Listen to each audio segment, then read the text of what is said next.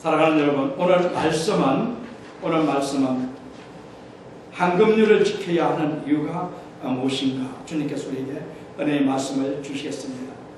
황금률을 지켜야 하는 이유가 무엇인가? 마태복음 7장 12절 말씀입니다. 남편이 채널을 돌려가면서 TV를 보고 있는데 TV에 뭐 있어? 라고 묻는 아내의 질문에 남편이 뭔지야? 라고 대답하자 부부싸움이 시작됩니다. 사랑하는 여러분, 우리 말속담에 가는 말이 고와야 오는 말이 곱다라는 말이 있습니다. 오늘 말씀 마태복음 7장 12절은 황금률인데 왜 우리가 황금률을 지켜야 하는지 8가지 이유에 대해서 말씀을 드리겠습니다. 몇 가지 이유를 말씀드린다고요? 8가지 이유를 말씀드리도록 하겠습니다. 자, 첫 번째 이유는 무엇일까요? 첫 번째 이유는 황금률은 하나님의 명령이기 때문에 황금률을 지켜야 된다. 무엇이기 때문에 황금률을 지켜야 된다고요? 하나님의 명령이기 때문에 황금률을 지켜야 한다. 황금률이 여러분 그러면 무엇일까요? 황금률이 무엇입니까? 마태복음 7장 12절에 있는 말씀, 그러므로 무엇이든지 남에게 대접을 받고자 하는 대로 너희도 남을 대접하라. 이 말씀이 황금률입니다. 여기서 대접하라는 동사는 현재 명령형으로 주님께서 우리에게 계속해서 습관적으로 행하도록 명령을 하기 위해 사용하신 동사입니다. 그러므로 사랑하는 여러분, 예수님을 믿지 않는 사람들은 황금률을 따르지 않아도 되겠지만은 예수님을 믿는 예수님의 제자들은 주님의 명령에 따라서 황금률을 지켜야 한다는 것을 여러분 기억하시기 바랍니다. 하나님의 택함을 받은 자녀들인 우리는 하나님의 말씀을 삶의 기준으로 삼는 사람들이며, 따라서 하나님의 말씀은 우리의 생명이라는 사실을 여러분 잘 아실 것입니다. 그러므로 우리들은 하나님의 명령인 황금률을 지켜야 합니다. 여러분, 우리가 뭘 지켜야 한다고요? 황금률을 지켜야 합니다. 자, 하나님의 명령이기 때문에 황금률을 지켜야 합니다. 자, 그러면 둘째, 황금률은 왜 지켜야 하겠습니까? 둘째는 성경의 중심적인 진리이기 때문에 우리는 황금률을 지켜야 합니다. 황금률은 뭐라고요? 성경의 중심 진리이기 때문에 우리는 황금률을 지켜야 합니다.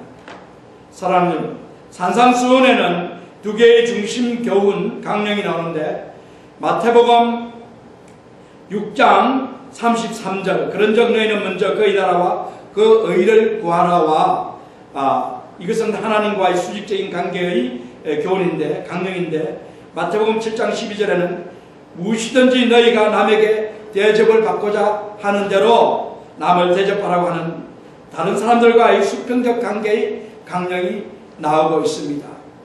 자, 우리 예배 때는 가능하면 앉지 말고, 가능하지 앉지 말고 좀 앉아서 바깥에 나가는 것도 삼가해 주시기 바랍니다.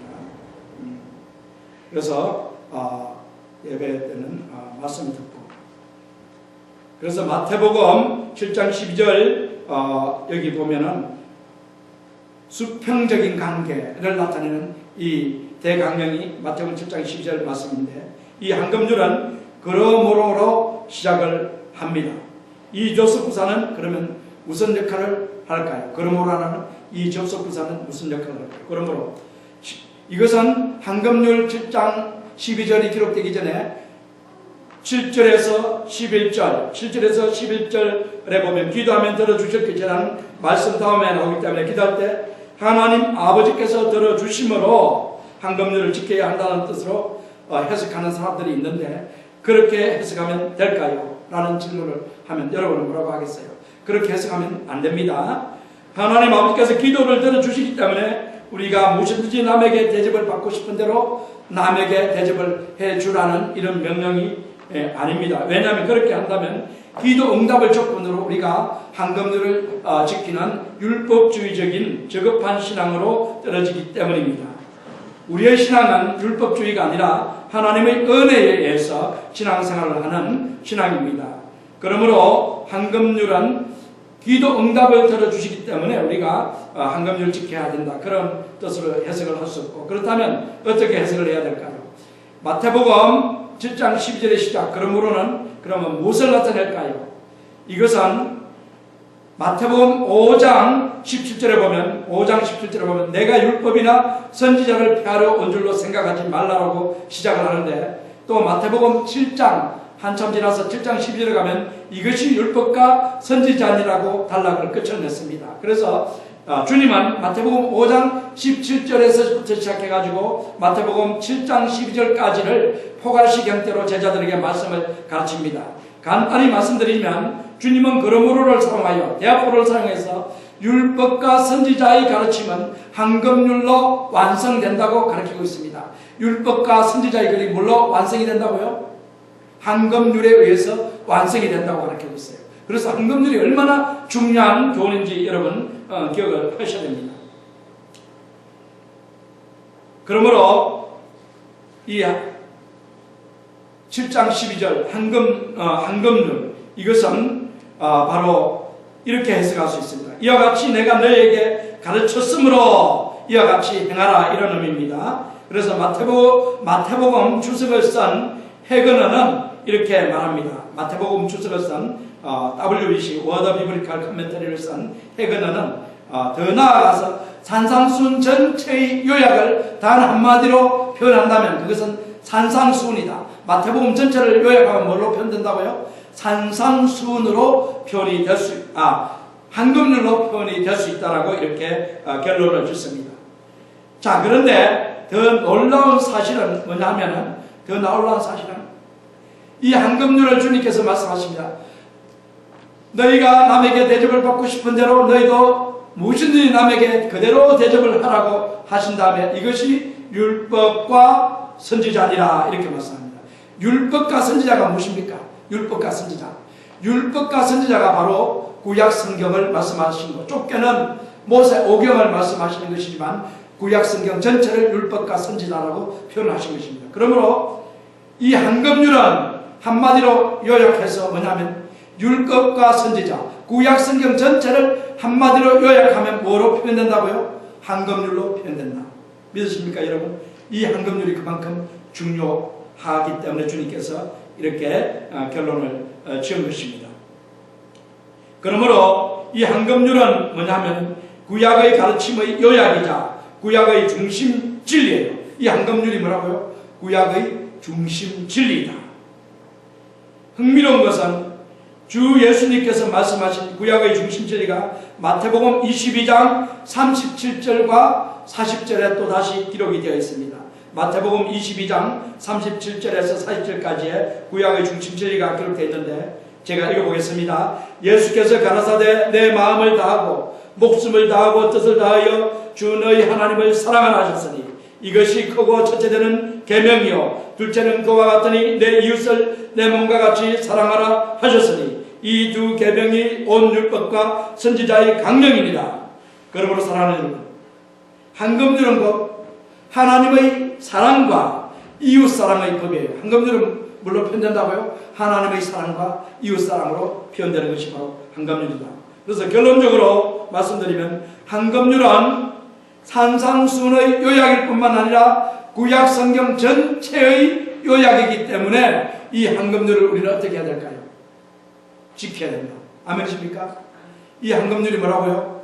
산상수훈 전체의 요약이며 또한 뭐라고요? 구약 성경 전체의 요약이다. 그래서 성경의 중심적 진리를 나타내는 말씀이 바로 한금률이기 때문에 이 한금률을 지켜야 된다고 주님께서 우리에게 말씀하십니다.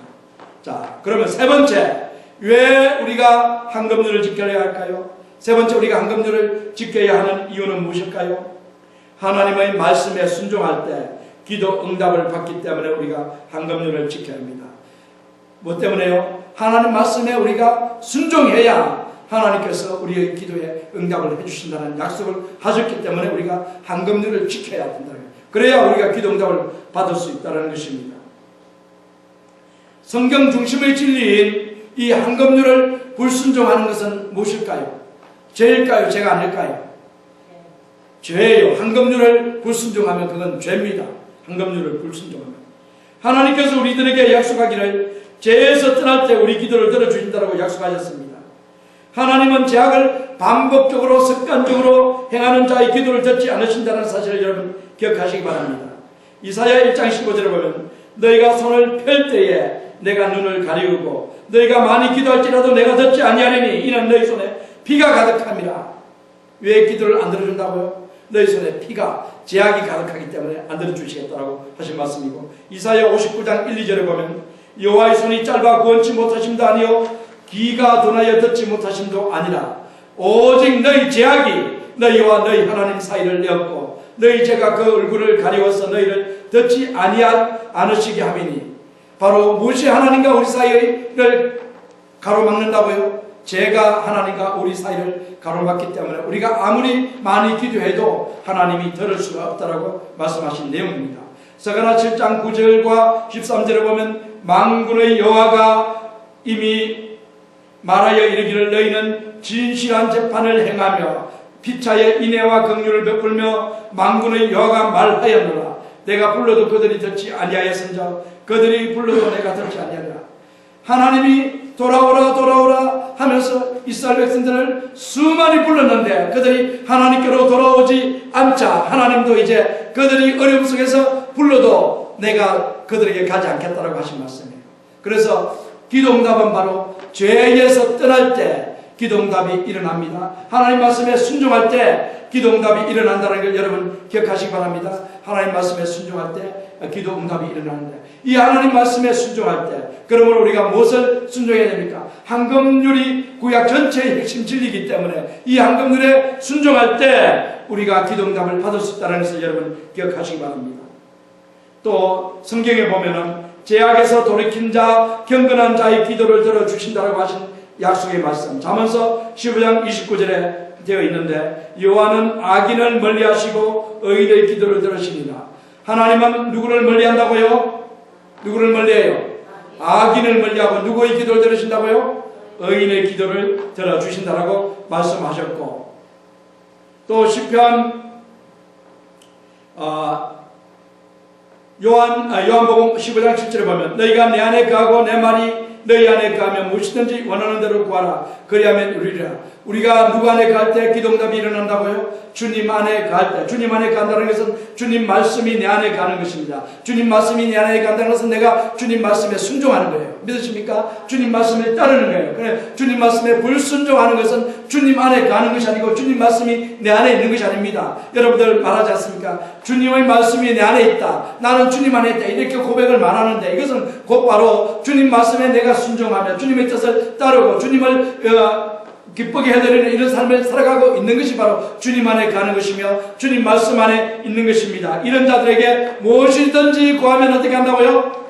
들어주시리라. 아멘이십니까?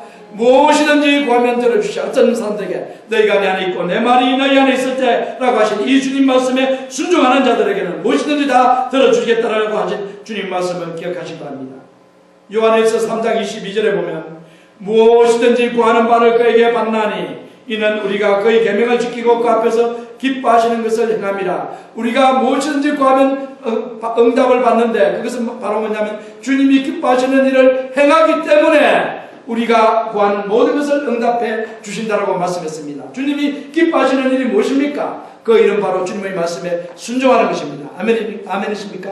주님 말씀 순종. 그래서 한금률에 순종할 때 우리가 기도응답을 받기 때문에 우리는 어떻게 해야 된다고요? 한금률에 순종해야 된다는 것입니다. 여러분이 잘 알고 있는 어거스틴, 히포의 어거스틴은 4세기와 5세기에 걸쳐 활동한 신학자이자 설교자입니다. 그는 북아프리카 알레리아의 히포에서 출생하여 회심하기 전에는 아주 방탕한 생활을 했어요. 어느 정도 방탕한 생활을 했냐면 17세에 사생활을 낳을 정도로 방탕한 사람이 바로 어거스틴이었습니다. 이 어거스틴이 더욱더 방탕해져 가지고 이제는 이단교인 마니교에 빠져가지고, 마니교가 완전히 이단인데 그 이단에 빠져가지고 그 선교사가 되어가지고 로마에 가서 마니교를 하려고 갔었는데 그곳에서 누구를 만나게 되냐면 암브로스라는 기독교의 주교를 만나서 그곳에 그 교회에서 설교를 들으면서 그 사람이 회심을 하게 됩니다. 그래서 예수님을 믿게 되는데 이 어거스틴이 예수님을 믿고 난 후에 참 주님의 임재를 체험하고 싶었지만 주님의 임재를 체험할 수 없었습니다. 그래서 그 회고록에 이런 내용이 기록되어 있습니다. 주님, 저는 주님의 임재를 체험하고 싶은데 깊은 만남, 주님과 깊은 만남을 하길 원하는데 저는 도대체 왜 주님과 깊게 만날 수가 없습니까? 라고 이렇게 기도하는 내용이 적혀 있습니다. 그래서 어스틴은 기도를 합니다. 주님을 만나고 싶어서. 그래서 어느 날 기도를 하는 중에 주님께서 그에게 이런 말씀을 들려주십니다. 예, 어스틴아, 너는 바로 나에게 기도를 하지, 네가 나를 만나고 싶어서 기도를 하고 있는데 내가 너를 만날 수 없는 이유가 있는데 그것이 무엇인지 아느냐? 그것은 네가 믿기 전에 행하던 쾌락적인 그 삶이 너무나 내 마음속에 박혀있어. 너는 아직 그것을 버리지 못하고 있어. 그 쾌락적인 생각과 행동과 마음을 다 버릴 때 너는 나와 깊은 만남을 할 수 있어. 그래서 어르신이 그때 회개합니다. 주님, 제가 너무 쾌락적인 생활을 해왔고 이 쾌락을 이제는 완전히 제 마음에서 제거합니다. 끊어버립니다. 하고 딱 끊어버립니다. 그러면서 회개하고 주님께 기도를 했을 때 은혜가 강물같이 쏟아 부어지고 주님의 인자를 깊게 체험하며 그때부터 이분은 하나님과 깊은 만남의 사람이 되어서 우리 기독교 역사에 바울 다음으로 위대한 신학자가 바로 어거스틴입니다. 그렇게 방탕한 생활을 했지만 주님을 깊게 만나고 난 다음에 깊게 만나기 위해서 그 쾌락적인 그 모든 것을 다 끊은 다음에 그가 주님을 만나서 그와 같은 위대한 설교자요 신학자요 참 우리가 존경할 만한 그리스도인으로서 내세우는 어거스틴이 되지 않았습니까? 자, 그러므로 오늘 이 말씀을 통해서 주님과의 깊은 만남을 위해서는 하나님 말씀에 순종하는 삶을 살아야 돼요. 그 말씀, 요약이 바로 무엇입니까? 한금률이기 때문에 이 한금률을 우리가 지키면서 살아갈 때 하나님께서 우리에게 뭘 해주신다고요? 주님과 깊은 만남이 있고 주님께 기도했을 때 기도 응답을 해주신다는 것입니다. 그래서 기도 응답은 순종을 통해서 이루어지기 때문에 기도 응답을 받기 위해서 우리는 받기 위해서라도 우리가 한금률을 지켜야 된다는 이런 말씀을 드렸습니다. 세 번째 이유죠. 이제 네 번째 이유를 말씀드리겠습니다. 네 번째 이유는 무엇인가? 네 번째 이유는 한금률은 공의와 평등의 법이기 때문에 한금률을 지켜야 합니다. 한금률은 무슨 법이라고요? 공의와 평등의 법입니다. 믿으십니까? 한금률이 얼마나 공의, justice, 평등, equality입니다. 이 참 놀라워요. 한금률은 너무나 놀라운 법입니다. 시편 15장 1절 2절에 보면 여호와여 주의 장막에 유할 자 누구 오며 주의 성산에 거할 자 누구 오니까 정직하게 행하며 공의를 일삼으며 그 마음의 진실을 말하며라고 기록된 말씀처럼 주님은 정직과 공의를 행하는 사람과 동행하십니다. 주님은 누구와 동행하신다고요? 정직한 사람, 공의를 행하는 사람과 주님은 동행하십니다. 믿으십니까? 마음속에 거짓이 있거나 마음속에 우상이 있거나 마음속에 쾌락이 있거나 마음속에 정욕을 품고 살아간다면 주님과 동행할 수가 없습니다. 그러나 우리가 공의와 정직한 삶을 살아가는 분들에게는 주님께서 동행해 주신다라고 약속했듯이 동행해 주십니다. 자, 사랑하는 여러분, 그러면 이 공의를 행해야 되는데 공의를 행할 수 있는 법이 무엇입니까? 공의를 행할 수 있는 법, 무슨 법이에요? 공의를 행할 수 있는 법이 바로 무엇이냐면 한금률이에요. 한금률. 아멘이십니까? 한금률이 뭘 행할 수 있다고요? 공의를 행하는 법이에요. 왜냐하면 잘 들어보십시오. 다른 사람들을 나처럼 대하고 다른 사람을 나를 사랑하듯 사랑할 수 있는 방법이 무엇이겠습니까? 다른 사람을 나를 사랑하듯 사랑할 수 있는 방법이 무엇이겠습니까? 한금률을 지키는 것이에요. 한금률을 지키면 다른 사람을 나처럼 대할 수 있고 다른 사람을 나처럼 사랑할 수 있습니다. 한금률대로 대하면. 한금률을 지키는 것이 공의요 평등입니다.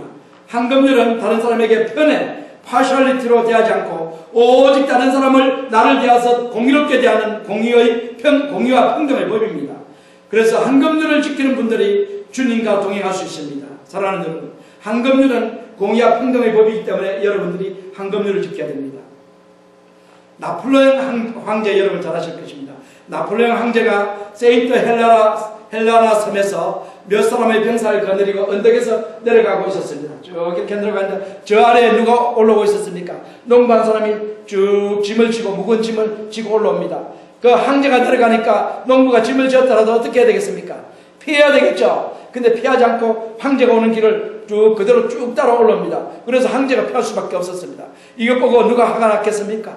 나폴레옹 주위에 있던 병사들이 화가 나가 농부를 막 꾸짖습니다. 감히 황제 앞에서 이렇게 길을 피해야지 어떻게 이렇게 황제가 길을 피하게 만드냐. 그랬더니 나폴레옹이 하는 말이 여보게 한번 농부 입장에서 한번 생각해 보겠나. 농부 입장에 언더스탠드 입장에서 한번 생각해 보라는 것입니다. 언더스탠드가 무슨 말인지 아십니까? 언더스탠드는 언더와 스탠드의 두 개 붙은 거예요. 언더와 스탠드. 어디에 서는 것입니까? 위에 서는 거예요? 아래에 서는 거예요?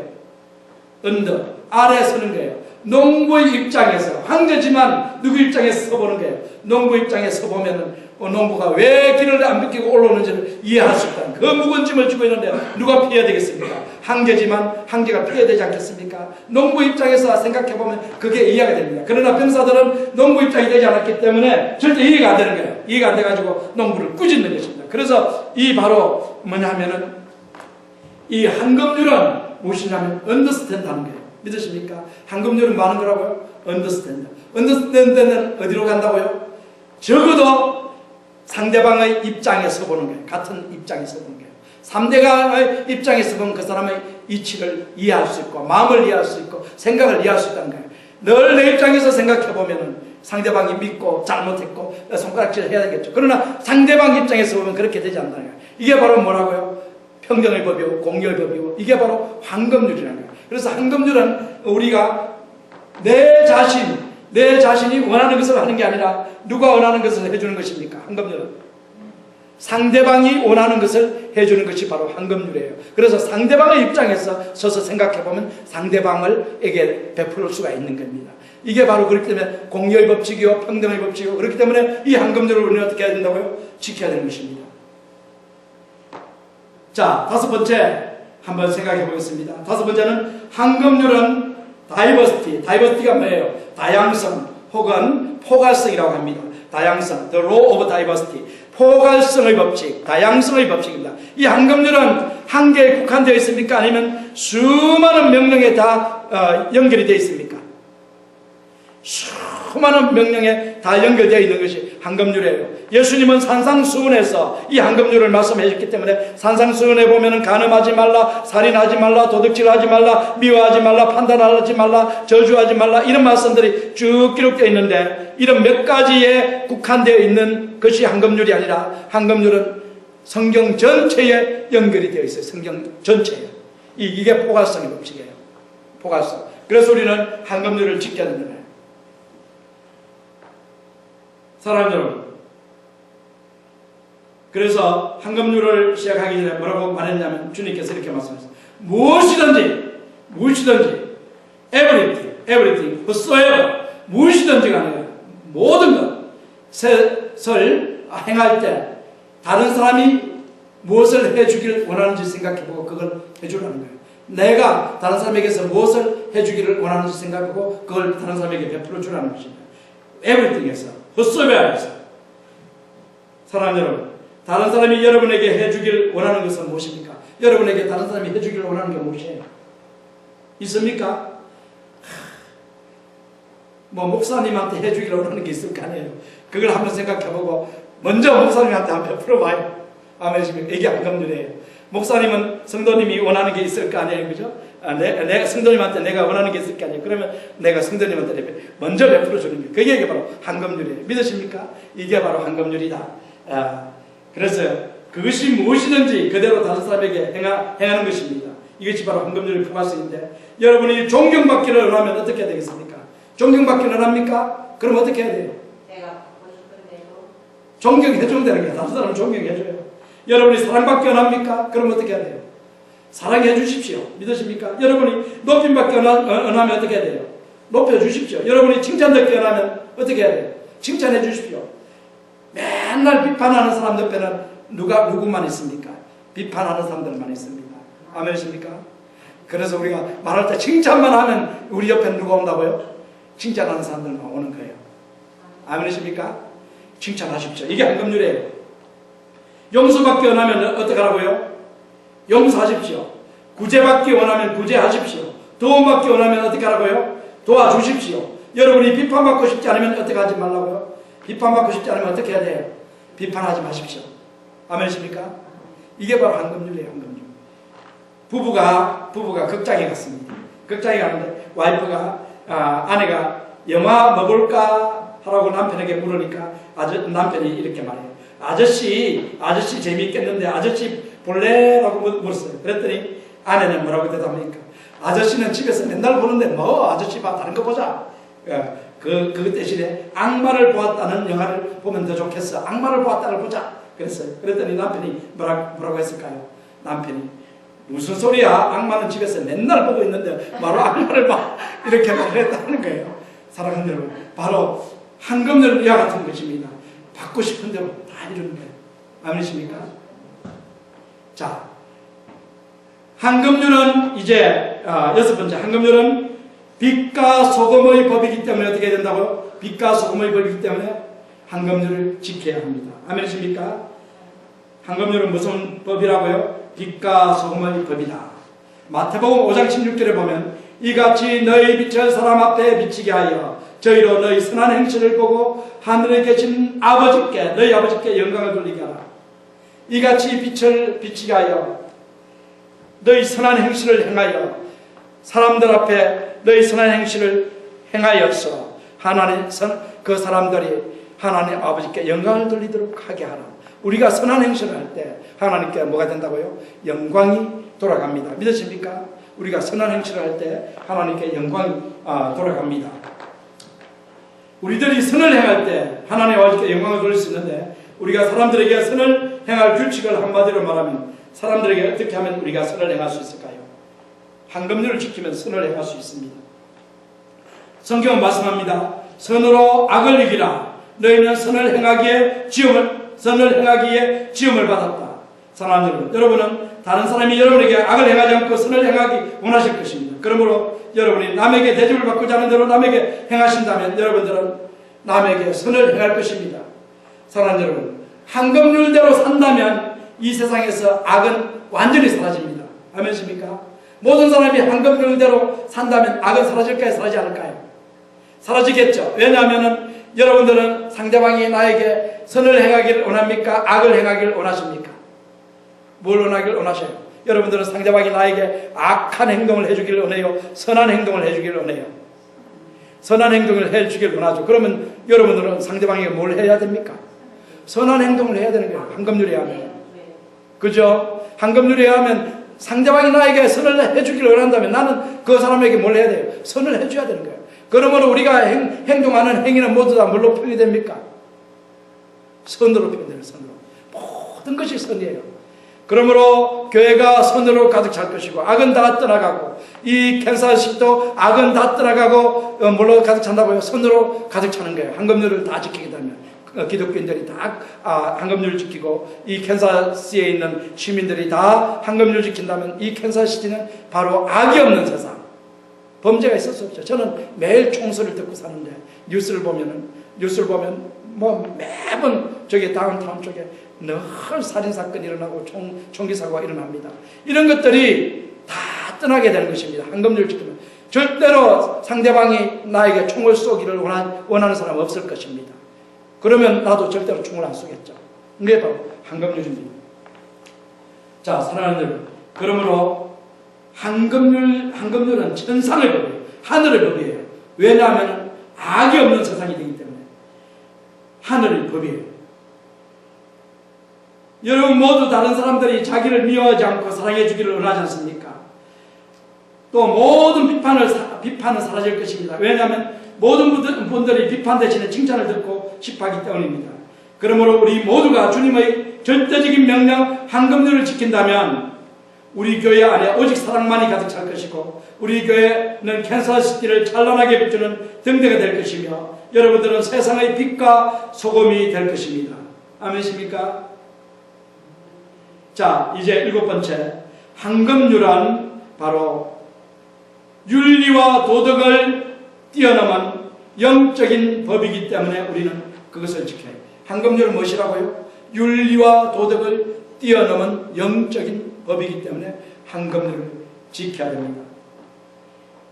20세기 20년, AD 20년입니다. AD 20년에 유대인 랍비 힐렐이 황금률의 부정적인 형태인 남이 당신에게 하기를 원치 않는 일을 당신도 남에게 하지 말라. 그것이 율법이요 기타 다른 것은 다 주석이라고 말했고, 토비아는 네가 미워하는 것은 남에게도 하지 말라고 했고, 에픽테레스는 당신이 원치 않는 고난을 다른 사람에게도 주지 말라고 했습니다. 공자도 황금률과 비슷한 말을 했는데 공자는 이렇게 말했습니다. 네가 하기 싫은 일은 남에게도 시키지 말라. 이 공자도 유명한 말을 했죠. 네가 하기 싫으면 누구에게도 시키지 말라, 남에게도 시키지 말라. 이게 따지고 보면 황금률과 좀 비슷한 거지만 이거는 황금률의 부정적인 형태, 네거티브한 이런 형태입니다. 그런데 주님은 이것들을 다 뛰어넘어서 어떻게 표현하셨냐면, 우리 주님께서는 이 말들을 모두 포함하는 광유의 부르도한 황금률, 적극적이고도 긍정적인 표현의 황금률을 말씀하십니다. 무엇인지 남에게 대접을 받고자 하는 대로 너희도 다른 사람들을 대접하라. 이것이 율법과 선지자이다. 본질적으로 인간은 이의적인 존재이므로 자기가 타인에게 기대한 만큼 타인도 자기에게 기대하리라고는 꿈에도 생각하지 못합니다. 내가 저 사람이 나에게 이렇게 해주길 원하지만 상대방이 나를 통해 나에게 그거 똑같이 원하고 있다는 것을 사람들은 잘 몰라요. 부부싸움이 맨날 그러잖아요. 아내니까 아내는 나에게 이렇게 해줘야 돼. 이렇게. 아내는 또 누구 뭐라고 합니까? 남편이 나에게 이렇게 해줘야 돼. 꼭 자기에게 해주길 바라기 때문에 그것으로 싸움이 일어나기 시작하는 거예요. 교회에서도 마찬가지고. 어디서든지 이런 싸움이 일어나는 것은 상대방의 입장이 아니라 꼭 내 입장에서 이렇게 말을 하기 때문에 이게 싸움이 일어나는 것입니다. 자, 그런데 주님은 바로 이와 같은 이기적인 모습을 우리에게 적나라하게 표현하시면서 그 이기적인 모습을 버리고 이타적으로 상대방이 무엇을 원하는지 그것을 알라는 것입니다. 내가 상대방으로부터 원하는 것이 있다면 그것 역시 상대방도 나에게서 원한다. 그것을 해주라. 그러면 여러분 속에 평화와 이 은혜가 넘치는 그런 곳이 될 것이다. 이렇게 말씀하신 것입니다. 사랑하는 여러분, 그래서 황금률은 바로 뭐냐면 주님께서 이렇게 이 적극적인 표현을 하신 것은 바로 타인에게 기대하기 전에 먼저 자신이 희생적, 능동적, 적극적 사랑을 타인에게 실천하라고 하신 명령입니다. 그러므로 황금률은 이타적인 사랑의 법입니다. 주님께서 우리에게 주신 황금률은 윤리와 도덕적 차원을 넘어선 영적 교훈입니다. 힐렐, 토비아, 에픽테레스, 공자의 경우는 인간의 힘으로 윤리와 도덕을 실천하도록 가르쳤습니다. 그러나 주 예수님께서는 하나님의 도우심 없이는 황금률을 실천할 수 없음을 분명히 합니다. 주 예수님께서 이 황금률을 가르치기 전에 뭘 가르칩니까? 황금률을 마태복음 7장 12절 이전에 뭐가 있습니까? 앞에 바로 뭐가 있냐면은 구하라, 찾으라, 두드리라, 이 기도에 대한 내용이 나옵니다. 왜 주님께서 기도에 대한 말씀을 하신 다음에 이 황금률을 말씀하셨을까요? 그 이유는 간단합니다. 이 황금률을 지키는 것은 인간의 능력으로, 인간의 힘으로 할 수 없기 때문에 주님께서 어떻게 하십니까? 바로 성령에 의해서 우리가 하나님을 의지하고 하나님 주시는 힘으로, 성령의 권능으로 우리가 이 모든 것을 지킬 수 있기 때문에 기도하여서 성령 충만해져서 이 황금률을 지키도록 하기 위해서 이 황금률 기록 이전에 뭘 기록했다고요? 기도에 대한 내용을 기록한 것입니다. 그러므로 이 황금률은 이 윤리와 도덕적인 이런 법이 아니라 천상의 법으로서, 바로 영적인 법으로서 성령에 의해서 하나님께서 능력을 주심으로 우리가 지킬 수 있는 법이 바로 황금률이라는 것을 여러분들 기억하셔야 돼요. 그래서 우리가 기도함으로 이 황금률을 지킬 수 있습니다. 자, 마지막으로 이 황금률이 왜 황금률을 지켜야 되면, 이 황금률은 축복의 법이기 때문에. 무슨 법이라고요? 축복의 법이기 때문에 우리는 이 황금률을 지켜야 됩니다. 축복의 법. 19세기 런던에서 유명한 3명의 목사님이 있었는데, 그리스도 교회의 마이어 목사님이 있었고, 침례교회의 스펄전 목사님이 있었고, 또 웨스트민스터 교회의 캠벨 몰간 목사님이 계셨는데, 이분들이 세 교회를 계속 봉시키고 있을 때 그 세 분 중에서 가장 좀 못하신 분이 사역적인 면에서 좀 못하신 분이 마이어 목사님인데, 이 마이어 목사님은 그래서 늘 이 두 분에 대한 열등감이 있었고 이 두 분에 대한 시기와 질투가 있었습니다. 특히 사람들이 이 스펄전 목사님이나 캠벌 목사님을 칭찬할 때 이 마이어 목사님은 참 마음속으로 시기와 막 분노가 일어납니다.